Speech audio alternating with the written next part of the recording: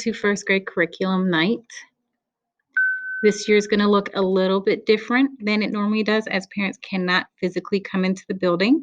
So after you have read this slideshow and listened to it, if you have any questions or need clarification, please join me for my live Zoom that I'll be hosting from 4:30 to 5:30. The first thing I want to cover is our classroom cleaning procedures. Every student desk will be sanitized with a food-safe sanitizer before breakfast and before lunch. After all the students have left for the day, I then sanitize the desk again with a stronger disinfectant. And then once all of the staff have left the building, the custodial staff then go ahead and disinfect all the other surfaces, as well as the desks and the chairs. Students are washing their hands at least 6 times a day. They may bring lotion to put on their hands, as all the hand washing does cause hands to dry out a lot faster. And of course, students must wear masks when they're in the building. Our subjects that we cover are reading, writing, math, science, and social studies. For reading, I start that first thing in the morning. I will start with whole group, and we're doing phonemic awareness, we're doing phonics skills, and we're doing whole group reading for comprehension and fluency. So it's really important that students show up on time for school so that they're not missing important information.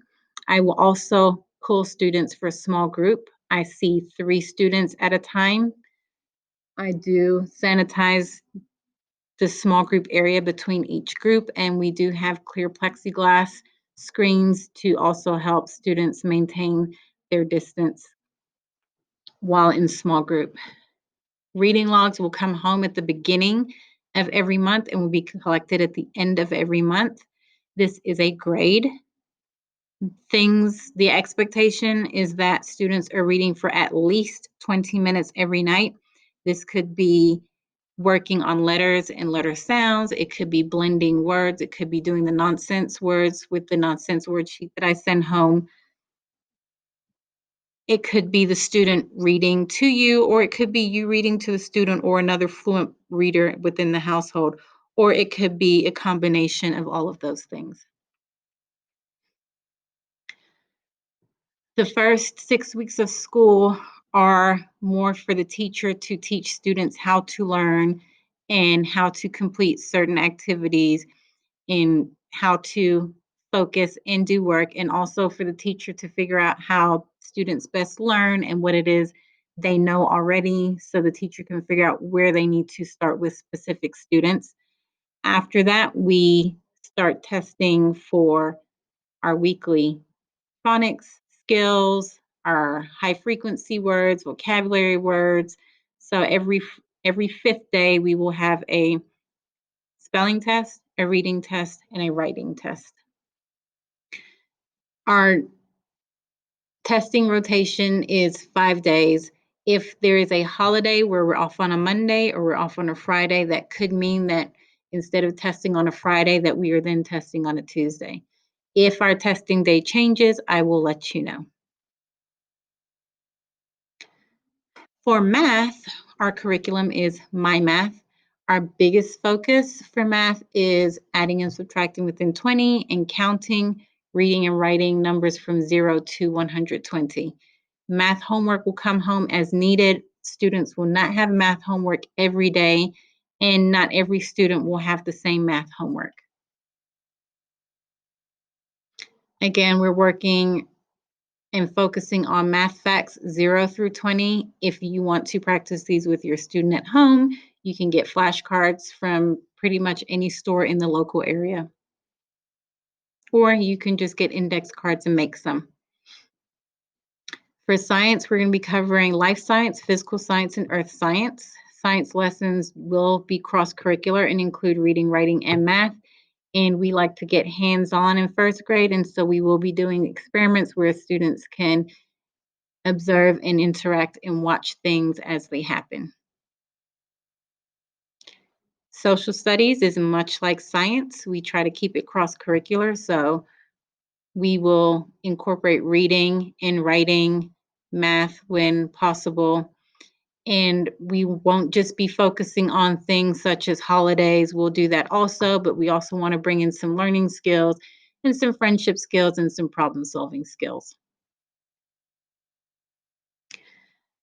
The expectations for the end of first grade is we want to make sure that students are reading at least 50 nonsense words by the end of the year. So by Christmas, they need to be reading at least 8, and then they need to be reading between 40 and 60 words per minute by the end of the year.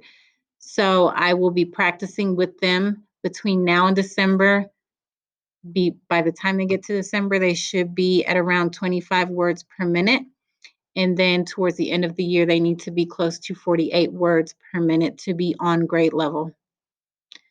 We will be practicing sight words every day. You should practice them at home.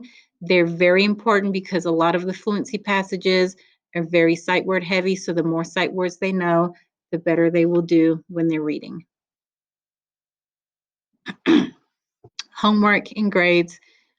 Math homework will come home as needed. If I see a student is struggling in a certain area and they need some more practice, I will send a math worksheet home.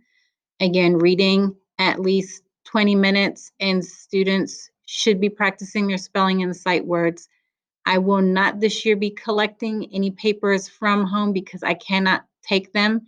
However, as long as you guys are practicing at home, when they take their tests, I'll know that they've been practicing and they should do fine. If you have any questions about grades, please let me know. You can always email me. You can call the front office and leave a message, or you can send me a message on Remind. For classroom behavior, at the beginning of the year, we came up with some classroom rules that all the students agreed to. I do use Classroom Dojo, and I set class targets. Students who earn those targets can go to the treasure box at the end of the week. Students who are having behavior problems, they may receive a think sheet. If they're having the same problem multiple times, I would give them a think sheet, and that's a paper that has different consequences and problems on there, and we will talk through the problem and what happened and why it happened and how we can resolve this issue. It will be sent home and it will need to be signed. Typically, if a student is having a behavior problem, I will either call you, or if you pick your students up at the end of the day, I will talk to you at the end of the day. I typically will not, unless I'm having a hard time getting in touch with you, I typically will not send you an email about a behavior problem or a text. I like to talk to you either on the phone or in person. For snacks and birthdays, every student must bring their own snack in. We do have snack in the afternoon. Please try to not send in high sugar snacks. As of right now, I do not have any allergies. For birthdays, you can bring in a snack, but it has to be double packaged. So some parents have brought in muffins that are individually wrapped that come inside of a box, or goldfish that are individually wrapped that come inside of a box or a larger bag. I will share treats towards the end of the day. If you want to send out invitations for parties, I will not pass them out unless it's for everyone to save hurt feelings. Okay, a few more things this year. We are using Remind. I have no control over what number is put in there. Whatever information you registered your child with is what Remind will use. You will receive messages from me, the school, the district. If you have students in multiple schools or multiple grades, you will get multiple messages. If you have any questions and you ever need to contact me, you can do so from Remind. It'll come straight to my phone, and then as soon as I get a chance, I will message you back. Just another thing to work on is make sure you are reading, practice homework, practice math facts, and when your child is speaking to you, please try to have them speak in complete sentences. And have a great year. Again, if you have any questions, I will have a live Zoom going from 4:30 to 5:30. Please join me there, and I will help clarify anything or answer any questions that you might have. Thank you.